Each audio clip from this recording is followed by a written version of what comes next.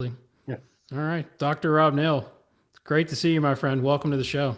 Thank you, Jason. It's been my pleasure, and it's been too long since we actually were in a room together. We were just reminiscing about that. It was it might even be close to a decade ago now when I had you and Jim McLean and David Ledbetter all come as part of a panel, the proponent group. Yeah, exactly. Yeah, that seems like yesterday, but it was a long time ago, and we've got to definitely spend some more time together. So I was really excited to have you on the show and and dig into some 3D stuff. But take us back to the beginning a little bit and give us the cliff notes of your journey of sort of how you came into 3D and then how you have sort of found golf and now how you're helping all of us golf instructors uh, help our players. So the Cliff Notes version is that I went to university back in the 70s. That's really dating me now, I guess. But did my first degree in well, it was physical education and health in those days. It later became sports science, but um, worked for a little while as a physical education teacher, and then wanted to go back and become an academic. That was my goal. So I went back and did a master's and PhD at the University of Queensland. When I first started, I wasn't sure whether I wanted to do biomechanics or exercise physiology. But I think in the end, the aptitude that I had and the motivations pushed me towards biomechanics, and so that's what I ended up doing both my masters and PhD, and part of that was that I was very interested in sports motions. So my master's thesis was on golf, 3D analysis of golf swings, and which was one of the first that was ever done in the world, and then Mm. maybe the first that was published. And then my PhD was on throwing. And that was really looking at how the different body segments interact during throwing motion to optimize the release velocity of the ball. And so we changed different. The ball size was the same, but we changed the mass, and so looked at the adaptations made amongst that. So, and then I started working as an academic in the mid '80s after completing my PhD, and I often used golf as a medium through which to understand human movement, and so.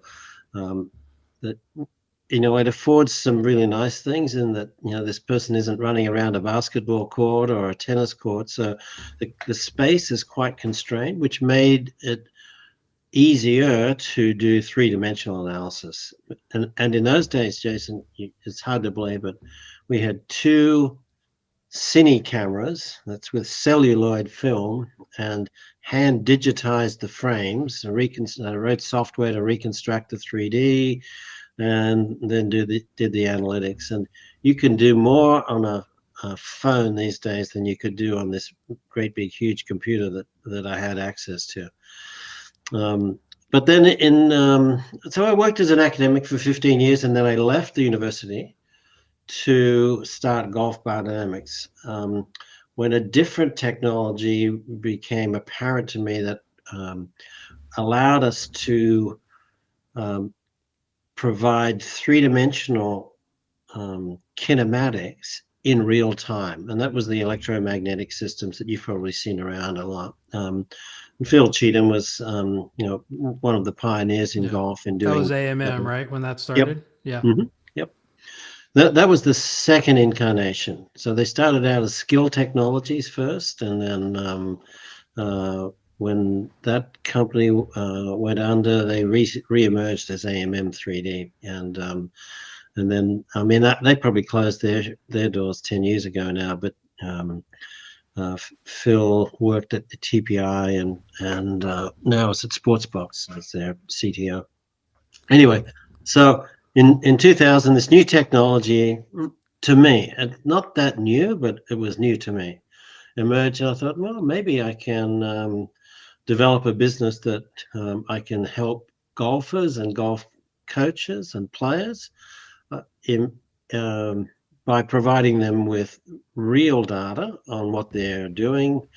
And the first systems were reasonably simplistic, just four sensors, and then we kept adding sensors, and the technology got better, and all of that sort of stuff. And so it's been an interesting journey. And um, but from a coaching perspective, I'd still say that the electromagnetic systems afford opportunity to do things that all of the other competing technologies cannot do, and that's provide real time audio feedback or visual feedback if you want, but visual feedback's tough when you're trying to hit a golf ball. So the audio Yeah. stuff's very good. And so, I mean, at Elva, we're working towards the possibility of having real-time feedback like that, but it's tough with camera-based systems to do the processing quickly enough that it makes any sense from a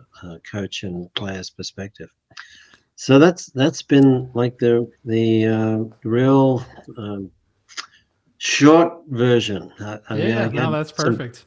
great opportunities afforded me when Jim McLean said come over to his facilities and start working with him, and so that actually was the biggest thing that allowed us to survive from a business perspective, because the So, Australian market was too small, right. and so to get a foot into the US market was absolutely phenomenal, and I'll be forever indebted to McLean for that. And so, but it also then opened up many doors, and so Right. the opportunity to meet a whole bunch of different people Yeah, you've involved. worked with so many coaches now, helping us help our players, which is just such an asset. And the information you've put out over the years is invaluable to what we're doing to try to help, help our golfers and especially our better players. Do you want to introduce your colleague that's joined us, and Yeah, for so people sure. know they're going to Thanks. see him on YouTube, so that you can and he's associated with your new company and your new software, so you can definitely talk a little bit about that as well. Yeah, so Greta Eriksson is from Iceland, and the company Elva, the markerless 3D golf software that we've been working on for, it's getting close to 2 years now. Launched at the show this year, and we'll have a much better product come January next year, which is a camera-based, accurate 3D motion capture system that doesn't rely on markers being attached to the body. So, in many ways, it's very unimpressive when you walk into a studio and you just you hit golf shots, and on the computer screen the 3D data come up within 10 seconds. Right. So it's unimpressive that way. So Greta is part of the team. And he's got a master's degree in sports science, and with a very good understanding of technology, and serves as our customer support person. And so we're really just in the early stages of selling the product. We've had a couple of places where it's located, and Greta is just part of that team. Welcome, Greta. Yeah, thank you. Thank you for the introduction, Rob. Yeah, it's been a hell of a So ride. tell us your experience with the company and a little bit about your background in golf. Yeah, so we started this company just around 2 years ago, and it's been of a great ride. And right from the get go, we got in touch with Rob Neal and wanted him to be a part of this. So we got him as a co-founder with us, and it basically started off as one of our friends who wanted to get better, and we didn't know what could help him. So we said, oh, let's get Rob to the country and measure him up, and because Rob had been coming to Iceland for some time every now and then, and yeah, and then he said, why can't we just do it ourselves? Yeah. And then of course we contacted Rob, and then we started this discussion, and then we've come so far in this short period of time, and we're really proud of it. What's the golf season like in Iceland? I've never even been close to that. I'm curious. Uh, we have long days during the summer, but we don't have that many days. Okay, there you go. Yeah. So Jason, in the summertime, you can play 24 hours. Oh wow, It's kind of like light. Alaska, I Yeah. guess. Yeah, like that. Yeah. But Yeah, yeah, the season is relatively short by comparison to, particularly by comparison to Florida or South Carolina. yeah, Wow. we're lucky if we get 4 months. So Oh a lot man. of indoor golf, Yeah, I was gonna say to get indoor simulators probably taking off there. definitely. Definitely Yeah, gonna be in the software business. they're all over the place. Yeah. All right. So everybody knows who you are, Doc, and the research that you've done. And I really wanted to spend some time with the short game, because it's kind of a hot topic in teaching and instruction circles, as we would say. And I've been asked a lot about it. And I know kind of what I teach and what I've found because I'm measuring, really all my players on Hmm. TrackMan and on force plates and whatnot.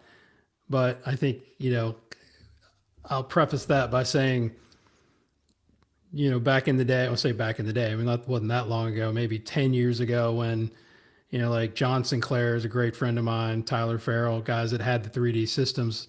If I ever had a question, I would just like call them and say, okay, well, give me the facts, right? Like what's really happening? How are they moving? We're not guessing just by using video. So I'm really curious to kind of hear your thoughts on what players are doing. So let's start, really with just and I've done my research obviously and heard a lot of other podcasts you've been on and talking about the work with Lane and your wedge, your wedge research. So let's just kind of stay in that finesse wedge, as you call it, category, right? Right. Hmm. We were talking about Yep. just 30 yards and in, which is really, I think, where we can help a lot of players out there, but also, again, dispel some myths.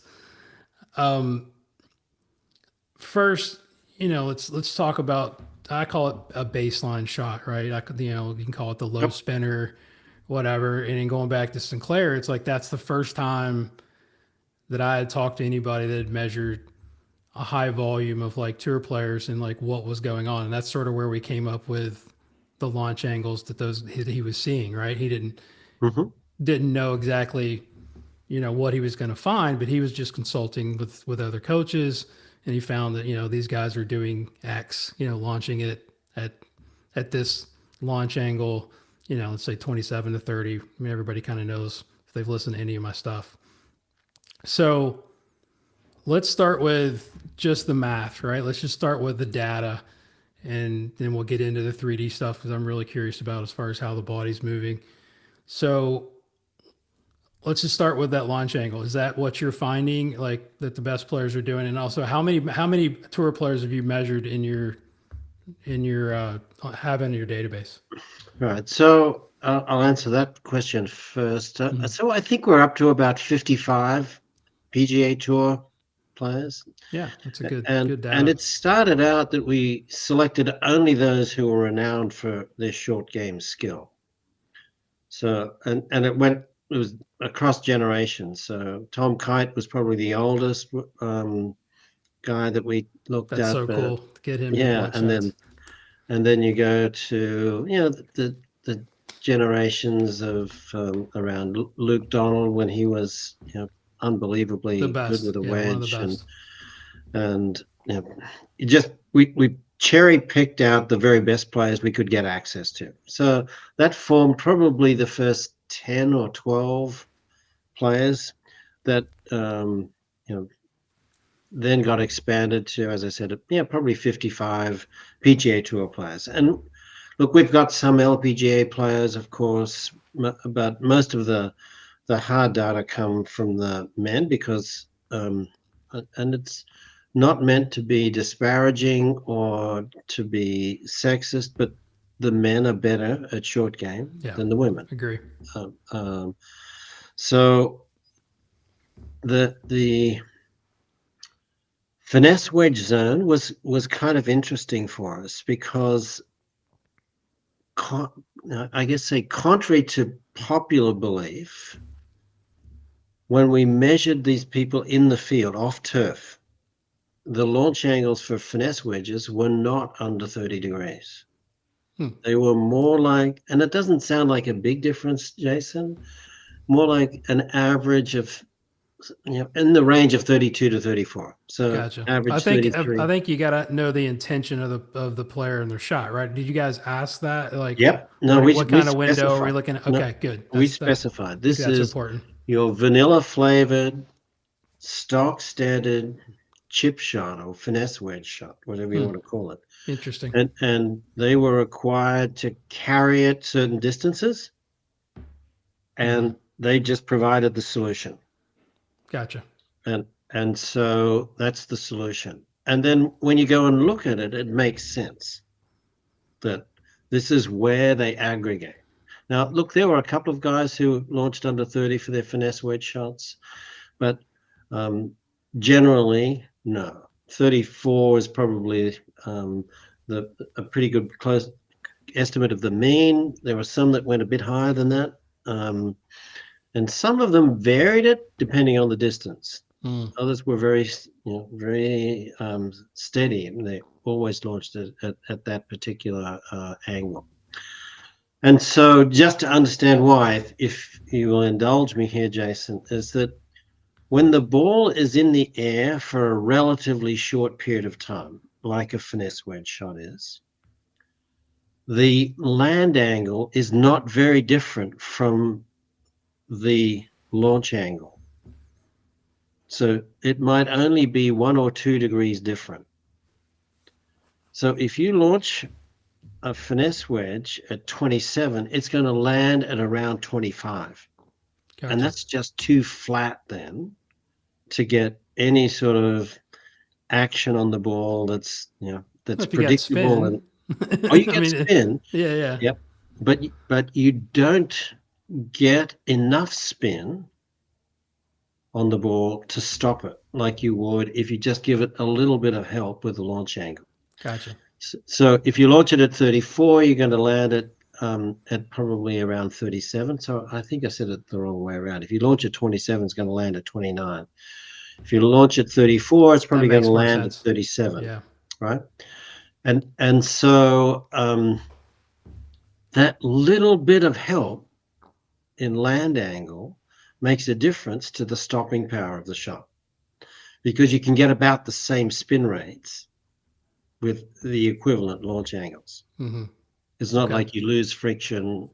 And in fact, if you get the launch angle too low, even though the friction's high, you don't get enough spin because the impact is too direct and not oblique enough. Yeah, So, on the anyway, the bottom, you're saying. Um, Too direct, meaning too much up into the sweet spot. Yeah, no. You could still hit it on the bottom of the club, but Okay. All right, that's different. The so maybe if I can frame it this way, the more oblique the impact, the more shearing you get at the surface of the ball, and the more spin you create. All right. So if you take loft off, the contact becomes more direct. So the ultimate one is the driver, where you don't have very much loft applied, and so it comes out and it flies a long way, but it's not high spinning.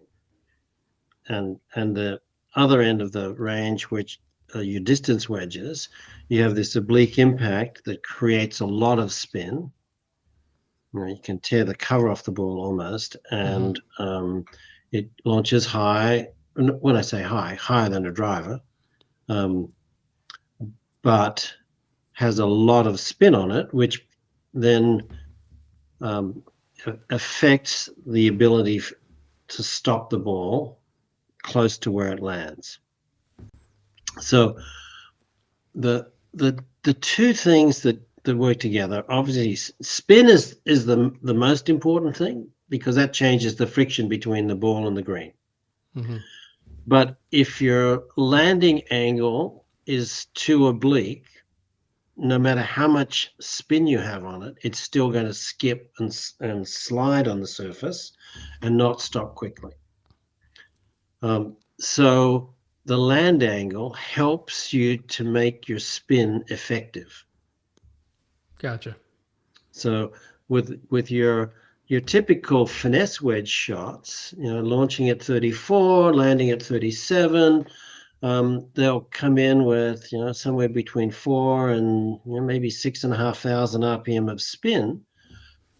It's not enough to stop them like a distance wedge, but it's enough that on the second bounce they still check and then they release softly out. And Sure. that's the behavior that becomes predictable when you're on firm and fast greens.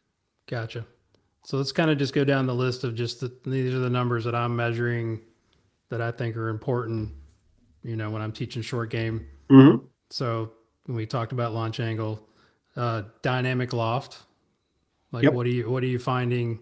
And then that goes back because for even when I was coming up playing more and even just getting into teaching, didn't know anything about it. Everybody was talking about how shaft lean was bad, and now hopefully you're going to dispel the myth that is necessary. I hate It's to like really say, do important. you agree? But I mean, talk about what kind of dynamic loft they're delivering into these shots. Yeah. Well, can I give you a little story? Sure. I collected a whole bunch of data when I was at Doral, 3D data, and I had maybe some TrackMan data associated with those as well. And the shorter shots were probably 40-yard carry, and then all the way up to about 80. Anyway, I collected a whole bunch of data probably in January when the tour players were in town for the it was the Ford and then something else at Right. Doral. Yep. And then I hadn't done anything with the data, but I told the GB and I PGA that I'd do a presentation for them on wedge play, and I crunched the data and I went, oh my God, I'm getting shaft leans here of 16 degrees and Yeah. 18 degrees. I'm going, oh, maybe I made a mistake in my code. So I then redid it using a different method to calculate the shaft length. And I got the same answer. So I was confident then that I'd done the maths correctly and coded it correctly. But I went and presented these data to a room of golf pros. There were 60 pros in the room, and I was like the heretic. I was telling people that they needed to lean the shaft forward by Yeah. 15 or 16 degrees with a wedge. And then like it was outrage. Like, no, this can't be true. And anyway, so thank goodness, it's 15 years later that people do realize now that you'd better have that shaft lean Yes. when you're hitting wedge shots, or you hit these bloopers. Anyway, so dynamic loft. So dynamic loft and shaft lean are very closely correlated. They're I not was going to one to ask that one, but question, like how much shaft lean to the loft we're delivering. That's yeah. that was good. If it was always a square club face, Jason, they'd be 1 to 1. Gotcha. Be perfect correlation. But Hmm. when the face angle at impact is a little bit open or a little bit closed, that changes the dynamic loft. I mean, a little bit, not like out of the Yeah. world, but yeah, it's not perfectly predictable then. So in the sense that if you had 15 degrees of shaft lean with a square face on the 60-degree wedge, then your dynamic loft should be 15 degrees. Yeah. Uh, 45 degrees. Yeah. 45 degrees, Right. the difference, yeah. Hmm. Um, but if you had the face open by 1 degree only, then it wouldn't be 45 degrees of dynamic loft. It'd be a little higher than that, Gotcha. maybe half a degree. But and then you were asking about what numbers for dynamic loft we see in wedge play. So with finesse wedges, the dynamic loft numbers are closer to 10 or 11, maybe a little bit lower, depending on if you've got a 60 or 62-degree wedge or a 58, Right. you might see slightly different And how low you're values trying there. to hit it, right? I mean, again, Yeah, that's back to the intention piece of Yep. if you're trying to hit that sort of low stock flighted Yeah. And then shot. for the distance wedges, the ones, so let's call it 50-yard carry and beyond, then the average is about 15 degrees of shaft length. Wow. Yeah. Or yeah. Which is what most of our average golfers don't have. you know, I Yeah. mean, it's to be fair, and that's like Yeah. another, we'll get into the teaching stuff as well as like how Yeah. do we actually, But I train think that that. this is an important little side note here, Jason, is that your dynamic loft number depends on which device you use and which golf ball you use. Okay. So, Explain that. okay. So I know you're a good TrackMan user. And So, foresight. I use both. okay. So just like me. And I see differences in numbers. Like, yeah, I'm sure this is what you're Yeah, leading to. Yeah.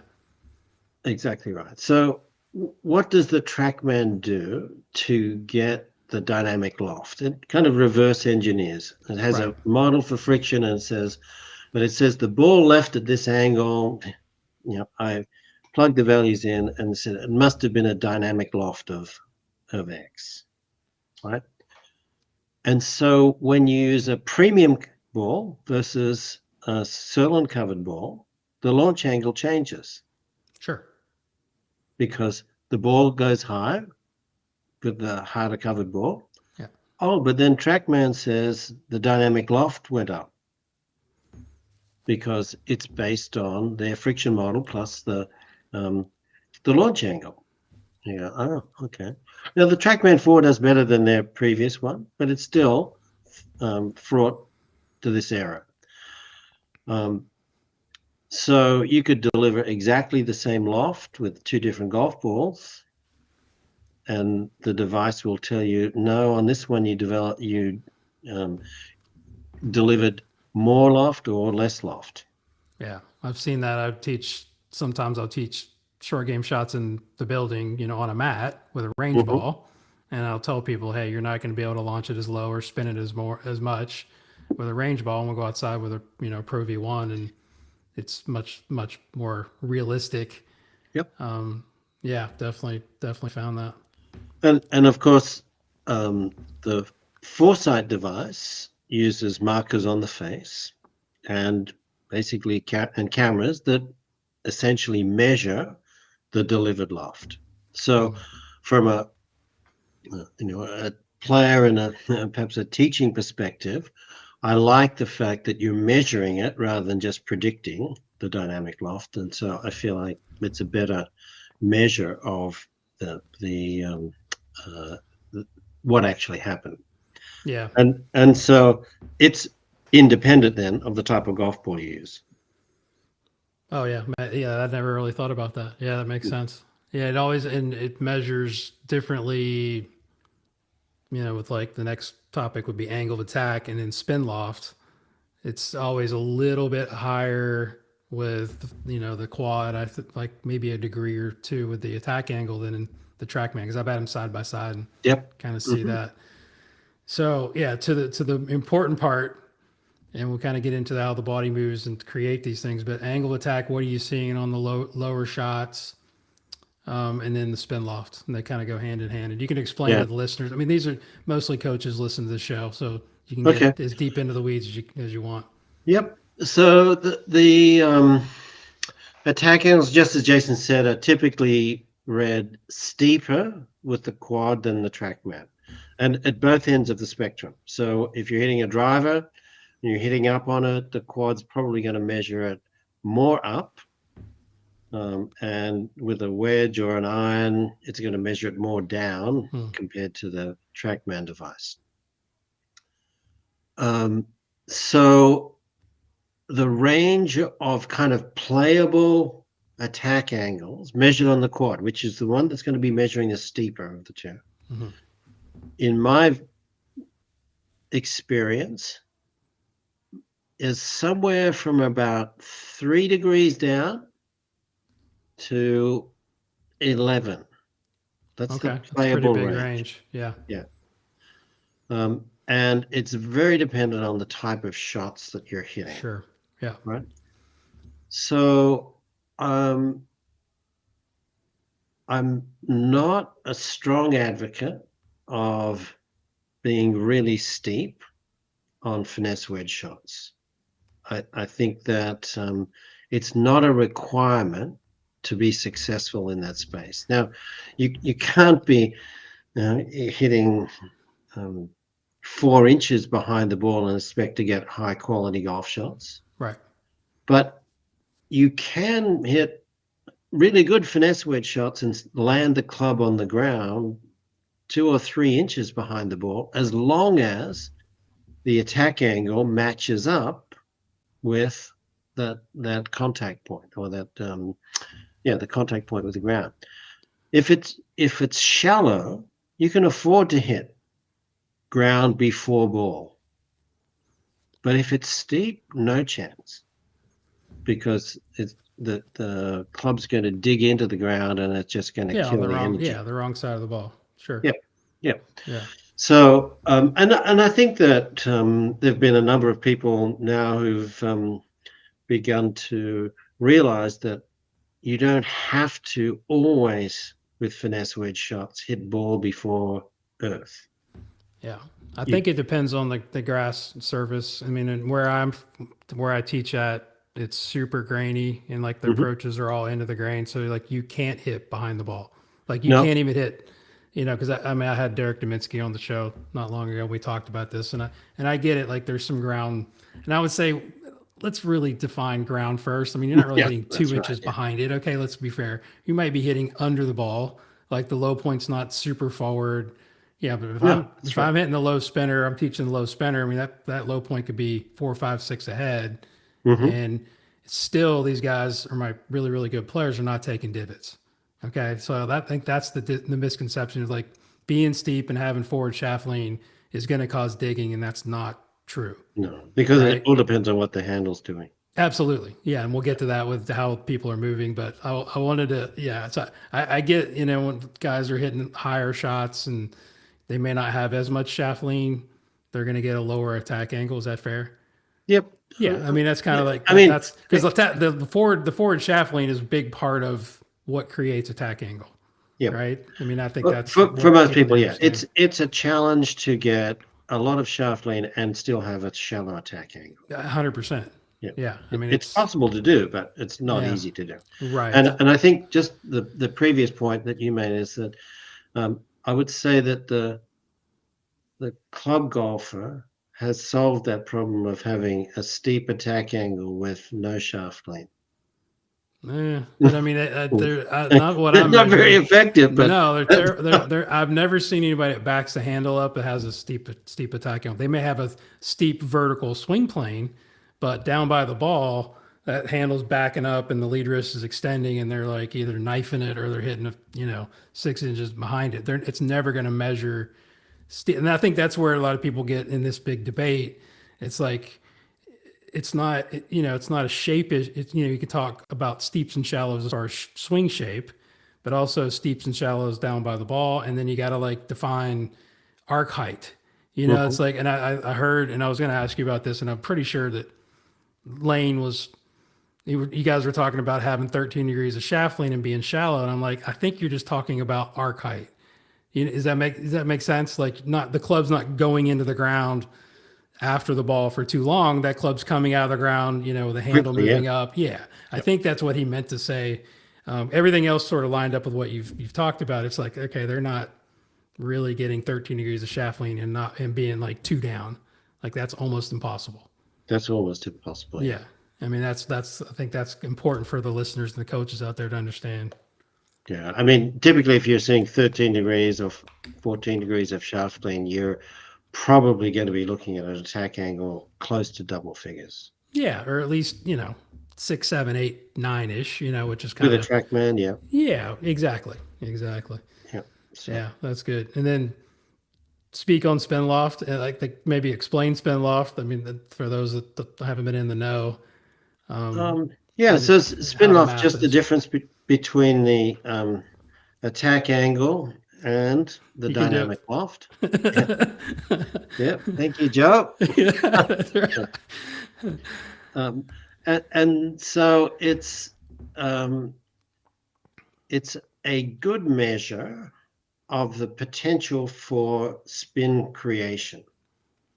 So, and as the window opens up, the potential for spin increases until you reach the point where there's not sufficient normal force to hold the ball on the club face to create the spin. So the spin's created by the friction between the surface of the ball and the club face. Mm-hmm. But that's dependent on how hard the ball is being pushed into the face. So as you add loft, there's less normal force to push the ball into the face. And so at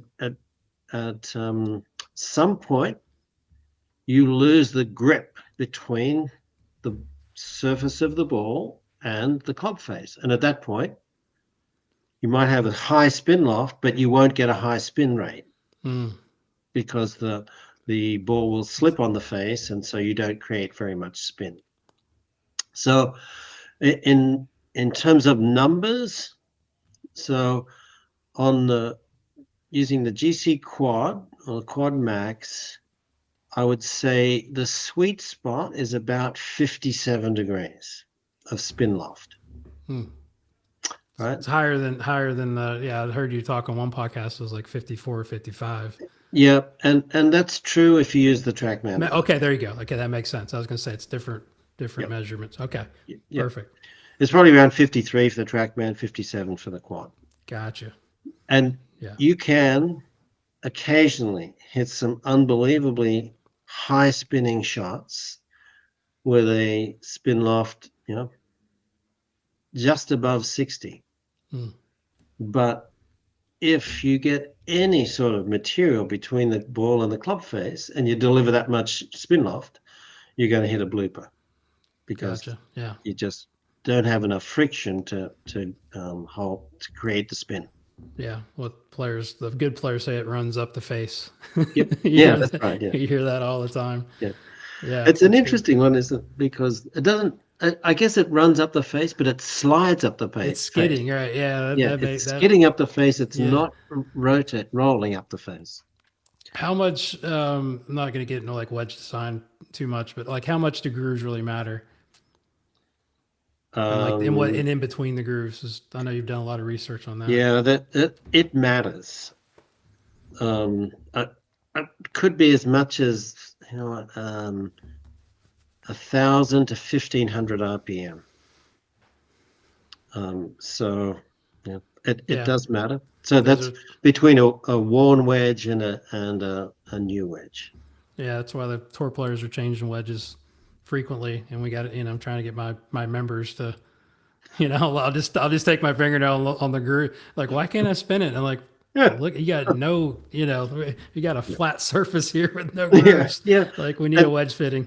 And Jason, you would know this as well, that if you have them hit an old wedge off a mat, they can spin the heck out of it because it's a dry contact, no high friction moisture. environment. Yeah. But you go out on grass and this thing just comes off with half the spin. Yeah. And that's and the grooves are important. And so is the little milling on the surface of the club as well. It's like tire treads on your car. It gets rid of the moisture and the debris, and you get better contact between the surface of the ball and the surface of the club face then. Isn't it just all about increasing the friction constant? Yes. Yeah. So you could also decrease it with different measures, right? If you have greasy fingers and you rub it on your wedge, and then you can decrease your friction constant there, right? Yeah, that's why I have, if you watch a tour player practice his short game, he always has a stick and a towel. Yeah. Right. And he's getting the wedge dry, keeping it. And I stress this to my member golfers every time I do a short game lessons. Like, you could keep it dry. You can't always have a dry golf ball. You can't touch it. But I mean, if you have a dry club face, at least you got a chance. Don't rub it with your greasy fingers. That's right. Yeah, that's a good point. Chicken wings. So, and, yeah, go ahead. I'm and sorry. I'd say, just to finish on that one, what looks clean might not necessarily be clean. Like Right. if you rubbed your fingers on the face and you go, oh yeah, this it looks clean, but there's oil on your fingers that could be left on the surface of the club face, and Mm. things like that make a huge difference. You can do great demonstrations with your clients if you want, Jason. Just when they're not looking, just take a little bit of sweat, or maybe you've got some sunscreen on, and put it on the face, and you can get them hitting high launching, low spinning wedges pretty quickly. That's awesome. Yeah, that's fantastic. Yeah, it's just it's like yeah, they just don't realize it's the small details that Yeah. make a huge And, difference. and I think for any of the golf coaches who are listening here, it's really a strong message to your clients that they need to turn their wedges over much more often Yeah. than they think they should. Yeah, what's Um, Titleist telling us now with Voki's like 75 rounds or something like that's that? exactly right. Yeah, I think You, that thing. Yeah, yep. and it, a Yeah, lot of you remembered well. It's like yeah. 75 rounds, 25% decrement in spin performance. And also they're hitting range balls with sand on the you know a lot. And I'll tell them like stop hitting sand wedges on the range because you're just wearing out the grooves and wearing Hmm. out the face, you know, Yep. quicker. So you have to buy a wedge sooner. Yeah, and then Jason, you go. Another really good comment that I use in clinics is that, if you've got two drivers here, Jason, one goes 25% further than the other. Which one are you going to use? Use the longer one. Exactly. Yeah, it's like Oh, you've got two yeah. wedges here. One will spin 25% more than the other. Oh no, I'll just take the old one. Oh, old faithful. Oh, I love it. All right, so the last data point that I like is smash factor, right? When we talk about hitting these kind of lowish, you know, whatever you want to consider that, Yeah, low spinners. I My guys are like one or under in the smash. Like, explain what smash yeah. means, and then also sort of what are some of the things that create a ball that comes out slower than when it comes out hot. Okay, so the smash factor is basically just a gross measure of how much energy from the club gets transferred to the ball. So just a ratio of the energy of the club head to the energy of the ball, speed of the ball. So the and it's I would describe it as an advanced topic, Jason. So this is Good. for good players who are trying to stretch their short game expertise. So you're getting into the upper registers of skill now, and one of the requirements for hitting that type of shot is to be able to control the impact location on the club face. So the analogy that I would typically use with people is that if you're hitting your 7-iron and you hit it out of the sweet spot, you hit a beautiful shot, and it goes 165 yards. You go, yep, I just hit that one really nicely. And then if we moved the contact point just 1 centimeter or half an inch towards the toe, but kept everything else the same, how far would that ball go?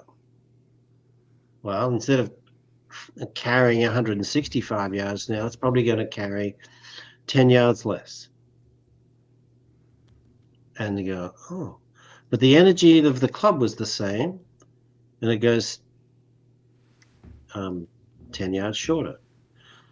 The interesting thing, though, is that even though the energy of the ball is lower, like the total energy that goes to propelling you down the range or towards the green is smaller, the spin rate is the same. Hmm. Yeah, that's interesting. So the more we move the contact point with a wedge towards the toe, the shorter the distance but the same spin. Shorter the distance it Yeah. carries, but the same spin. Yeah. So This is that great means for short game. if we're trying to hit a shot 30 yards and we hit it out of the sweet spot, we can have 30 miles an hour of club head speed, and we get 6,500 RPM of spin. Okay, yeah, that's a good wedge shot. Okay, if we move the contact point out to maybe where the score lines finish, so now it's probably, I want to say, an inch and a half, maybe even from the Hmm. sweet spot. Yeah, that's fair. Yep. You've probably got to swing it at 50 miles an hour to carry it 30 yards.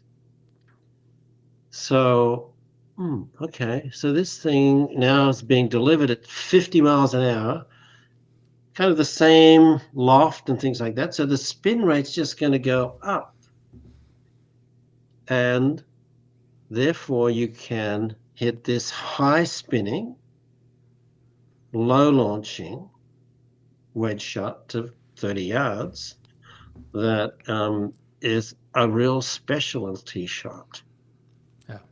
Um, and so there's your smash factor. Your smash factor might have gone from 1.1 down to 0.6. Hmm. And so Yeah, that that's so cool. That's a great. I love the way you explain that. Yeah, I've got a couple of my tour players that can get it like in the low 0.772, and like mhm, they can call it because they can yeah, feel it, right? They've got such a yeah, great awareness of kind of how slow the ball is coming out, and they feel like they have better control that way. But yeah, like you said, mhm, it's not. I tell when I go through the numbers and like just my member golfers, and I said, well, it's one of the shots where you don't absolutely have to hit it out of the middle to get a good shot, but hitting it out of the middle is okay. Like it's better mhm, hitting it out of yep. the heel or the shaft the way a lot of them do, right? So it's not a bad thing. It's just you got to kind of know what's coming and it's going to Yeah. go a little bit farther. That's really Yeah, really and cool. then just to complete that one, you can tell your amateur golfers, the pros purposefully change the impact location. Yeah, You do it, but you don't do it purposefully. that's right. Yeah, it's all over the place. I love it. All right, cool. So that kind of leads us into how the players are moving, like the players you've tested, body motion, what you've captured on 3D. More importantly, the pivot, and you can kind of go through, how they Hmm. set up, Yeah. ball placement, and so forth. So talk a little bit about what the commonalities are of what you saw in players that you tested. I'm going to go to the like the really the most important things. The setup things are very different to a full swing, right? So that it's much more upright, stance is narrower, and you can go to Wedgecraft or many other places and find out some very good descriptions of how to set up. Um, Lane and I have a preference for quite a lot of ulnar deviation, so Yeah, you get the I do toe too. of the club towards the ground. I think that's helpful for many amateur golfers. That's a really good thing for them to do. Um, the tour players are that good that they don't need that little bit of help to, you Right. know. So they'll set up with probably a little bit more radial deviation at the wrists than I would advocate for your club golfer.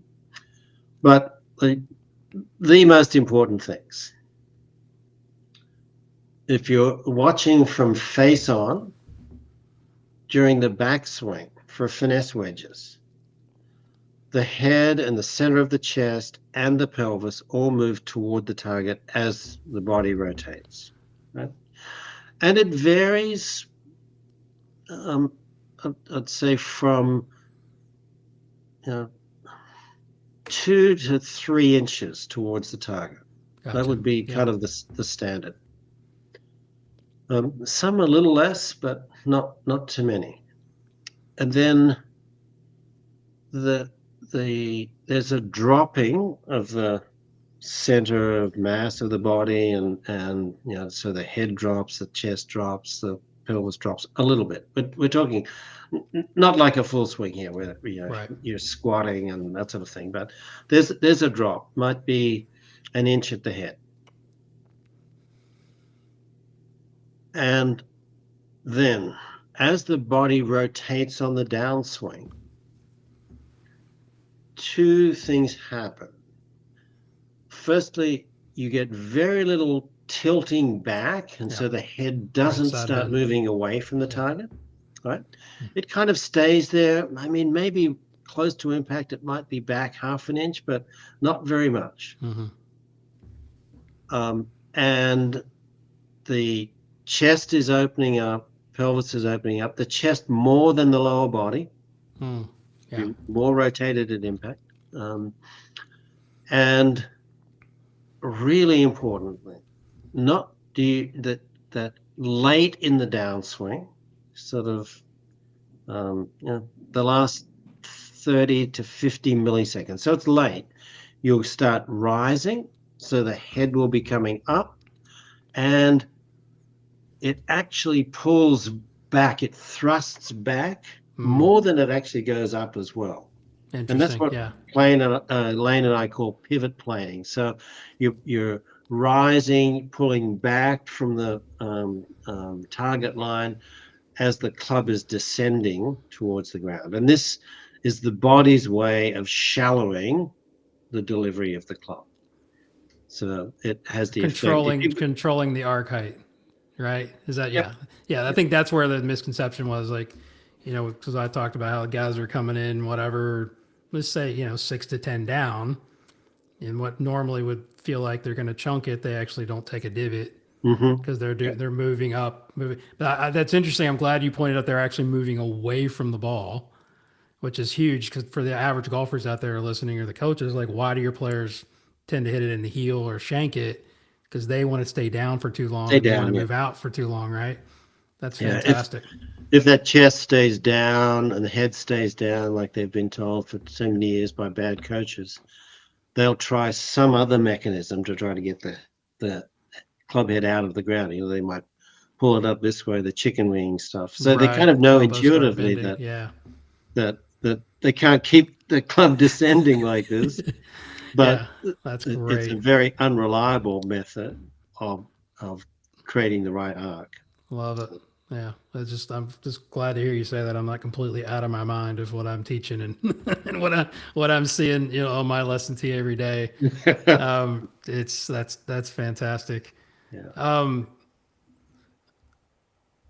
I was gonna bring up, yeah, you mentioned kind of like how the club moves, and I think an important thing that you can touch on is how that handle movement is in the downstroke and then up into the follow through. Like, where are you seeing the lowest part, Yeah. where So the handle reaches the lowest point? yeah. So from a face-on video, Jason, the handle better be moving up by the time it gets to the trail thigh, or it's Yes. too late. Yeah. Yeah. Yeah. So, and I would say that there's a lot of variety in wrist movements in That's my short game. my next topic. You're beating me to the Right. punch there. So and all of them can be effective.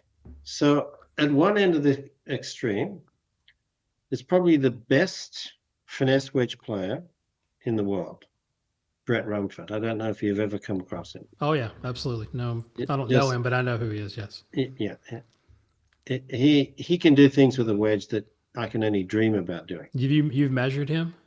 Oh, I've missed him on a couple of Oh occasions, and my I did gosh, that's fantastic. a week-long series of workshops with him in Australia in May. And just a little plug, I'm going to try to get him to come over to the States in April next year and run a series of workshops around the country with him, because he's so good to work with and unbelievable insights for players and or coaches. So Anyway. talk about the wrist angles. That was kind of my next So topic.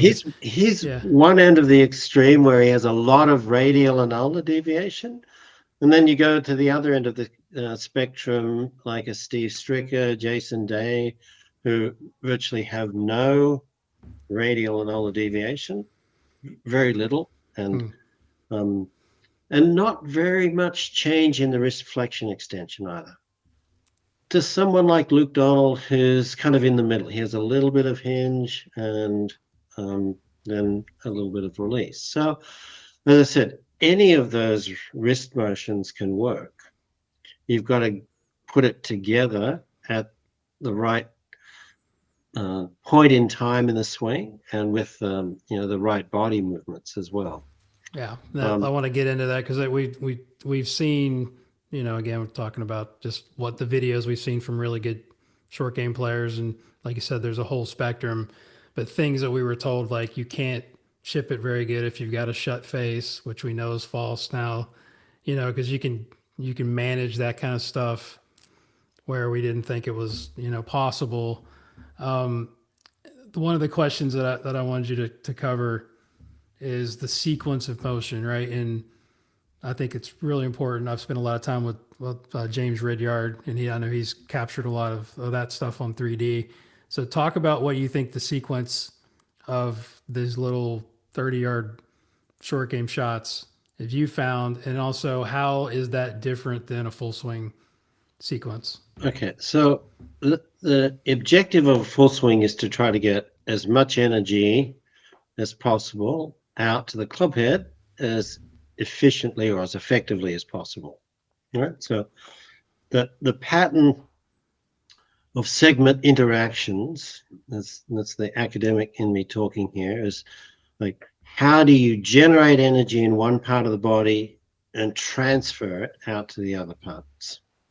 And there's a kinematic sequence in which you would do that, and that requires acceleration of one segment followed by acceleration of the next distal segment, and so on. So everyone's seen the great way in which Greg Rose and TPI have really helped people understand that sequencing aspect.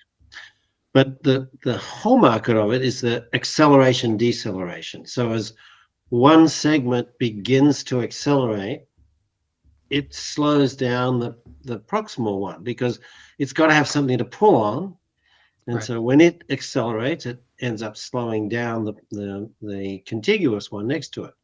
And it's not done purposely. You don't decelerate on purpose.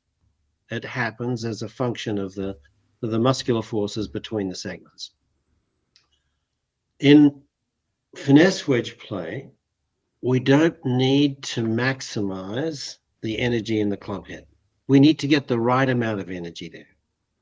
So the sequence the order of movement is very different. Now, the transition sequence is the same. So it's not like the arms start the downswing. Right. All right. Yeah.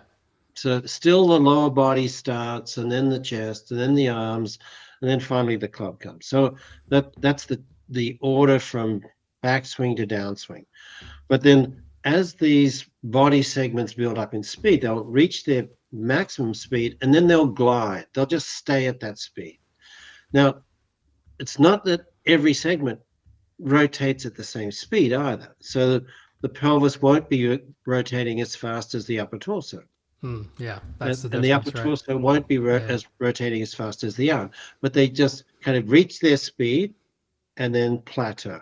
And it's kind of like I call gliding through impact. And then obviously they decelerate afterwards. So it's, to me,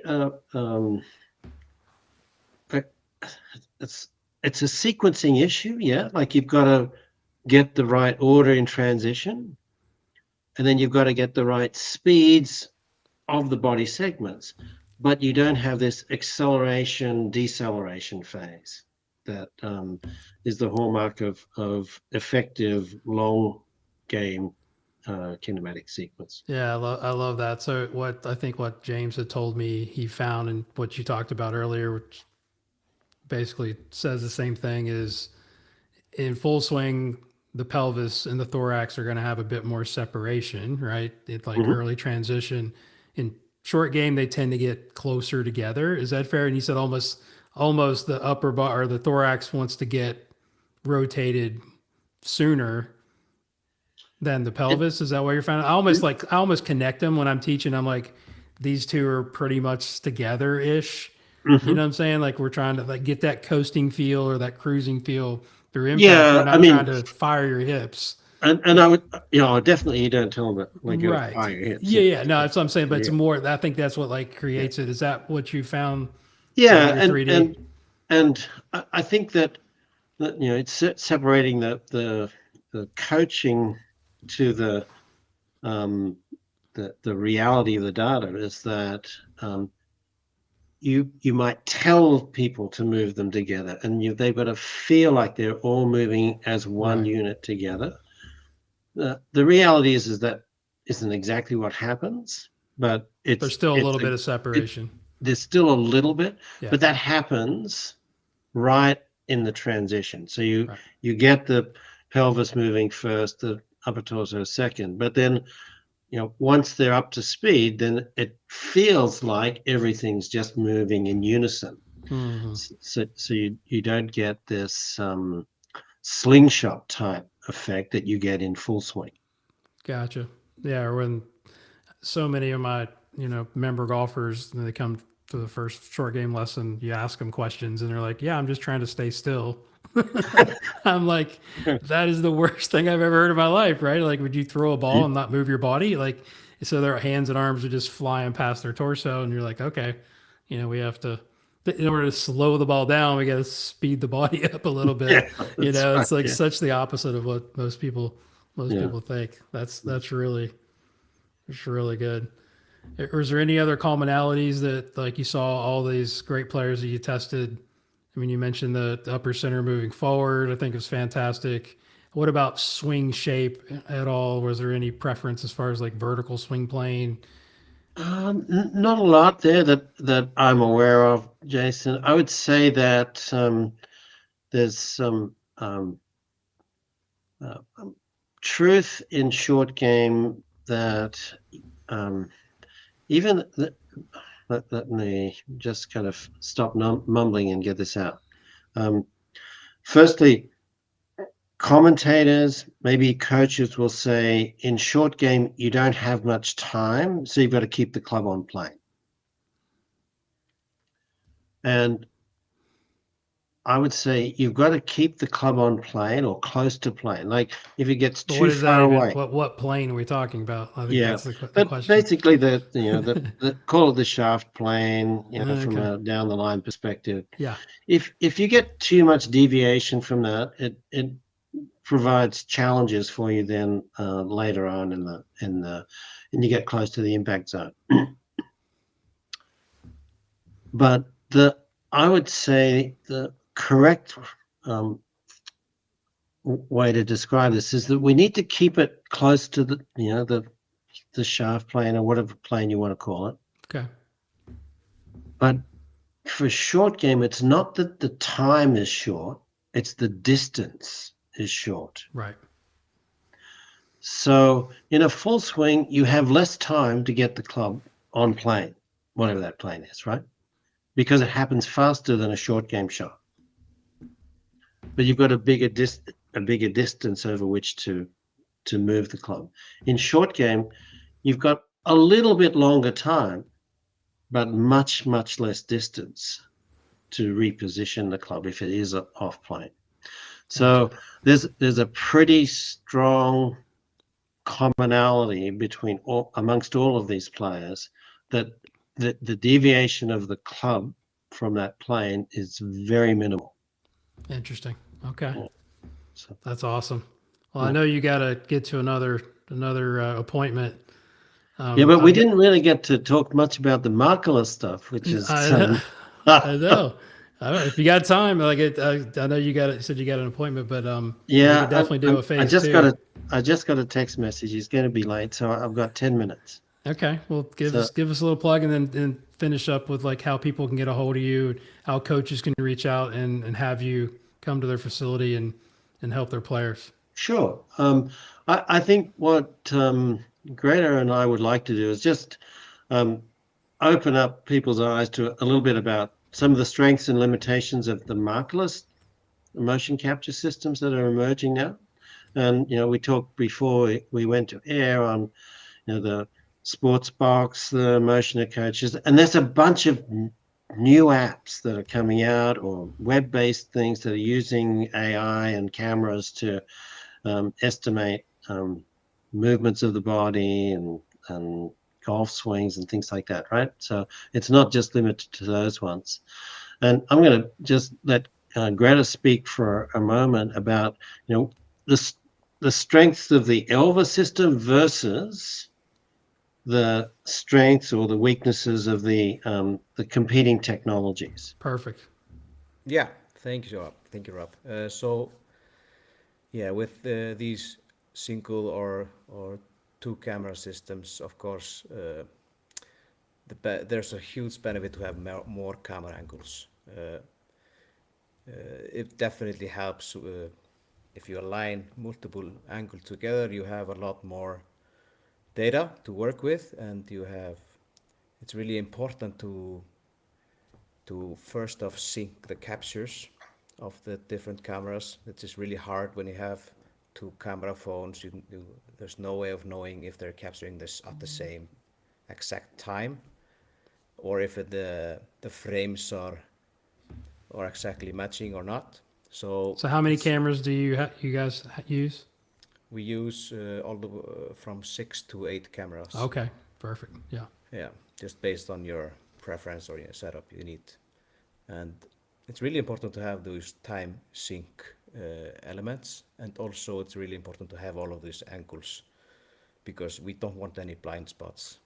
We want to be able to see all of the key joints of the body. So those two elements are the essential keys to what Elva can bring as an And advantage.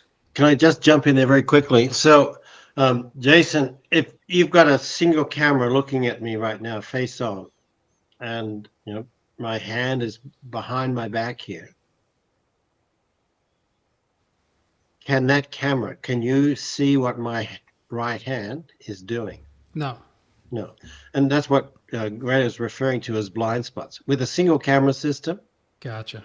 Yeah, yeah. you definitely have blind spots. And it could be that the hands are and arms are actually obscuring the torso. So it's Mm. not just, oh, it's only to do with the hands, so we don't have to worry about it. So you need enough cameras to circle the body to get all the joint Yeah, centers so you yeah. can predict it. How accurate do you think it is, like versus like AMM or the like markers systems? And again, I'll defer to Greta because he's been doing some work comparing Vicon with Elva and the electromagnetic system. So he's got probably as good a handle as anyone on that. I could give you my insights, but I'll let Greta since he's got probably Please. data on it. Yeah. Yeah, so we're doing some comparisons on Vicon, which is infrared marker system, and the electromagnetic system, and then of course our system ELVA, and what we're seeing is that we are really good at all of the translation data.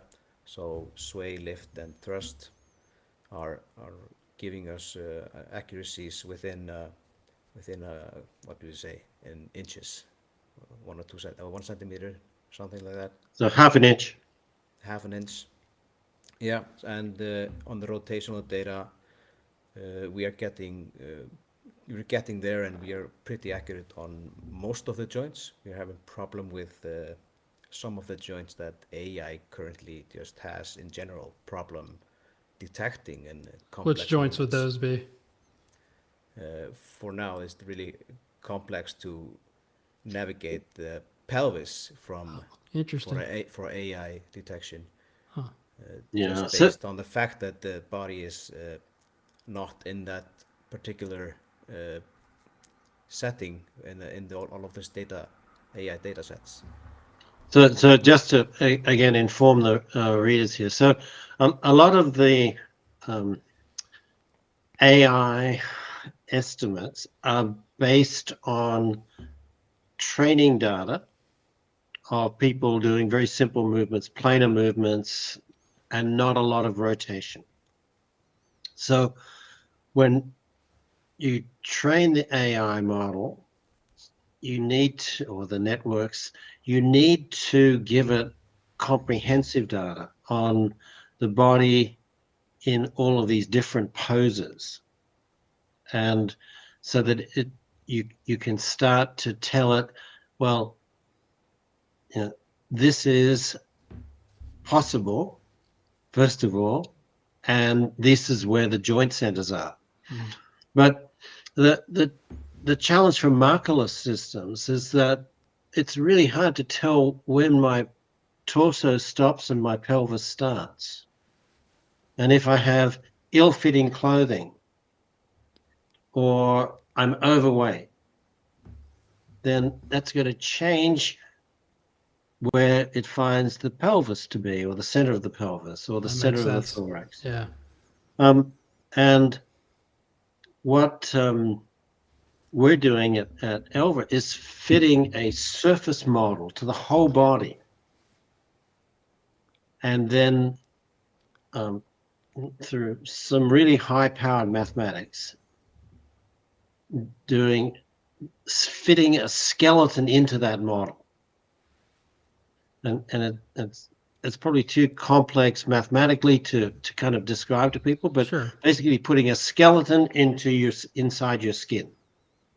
It's kind of almost reverse engineering the problem. Would that be fair? Yeah, Yeah. yep. And so once we have the skeleton inside there, then we can get accurate measurements on various parts of the torso or the legs or the arms or the hands.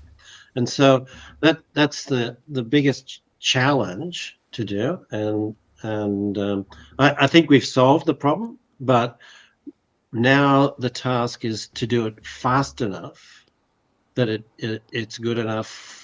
Well, it's good to use in a coaching application. Gotcha. So When do you think it's going to be complete? You said next year, or at the show. at the show, this coming show? Mhm. Oh, Yep. awesome. I can't wait to see it. Yeah. So will it be as fast as it'll be in the end? No, because we'll keep optimizing that. Sure. But it'll work, and I think it'll be the first time a markerless system will be displayed that has accurate torso, not shoulders, but torso and pelvis and head rotations. So I think that's a huge step forward. That's awesome. I can't wait to see that. It's fantastic, man. Anything else you want to share? Or I know you gotta run. I've got to run. Maybe I can duck off, and if you had any specific questions for Greta, you could do that. But I'm definitely not I smart just enough wanted, to ask any more AI questions. but That was Jason, that's I wanted to thank you for the opportunity to come onto your show and spend time with you. And as you said, I mean, we could have talked for much longer. Oh yeah, we'll have to definitely do a part two if you're up for it. I got a Yeah, lot more full swing stuff and putting stuff that I want to get into, and I didn't get to half my notes, but I so appreciate your time and appreciate what you're doing for our industry and pushing us golf coaches to get better, and it's just you should be applauded for that. So I can't wait to spend some time with you face to face. yeah. Well, I'll organize that as soon as I get back from Australia. I'll reach out to you and come up and visit you. So, Absolutely. Well, unless you, drop your handles and how people can get a hold of you, your website, and how they can come work with you. yeah. So I'll let Greta go first on Elva. Yeah, just go to alvagolf.com if you want to learn more, and we're also on social media on Instagram and LinkedIn, and just find us. We'll get in touch with you if you send us a query. Absolutely. Thanks, Greta. I'll drop all this stuff in the show notes as well, and people can reach out to you guys. But I So appreciate you guys' time. Golf biodynamics, Yep. Wedgecraft, and I'm somewhat active on Instagram, social media. Not super. That's at Dr. Rob Neal 3D. So, but Jason, again, thank you for the opportunity, and My pleasure. can't wait to see you in person. For sure. Thanks, guys. Appreciate you. Thank you so much.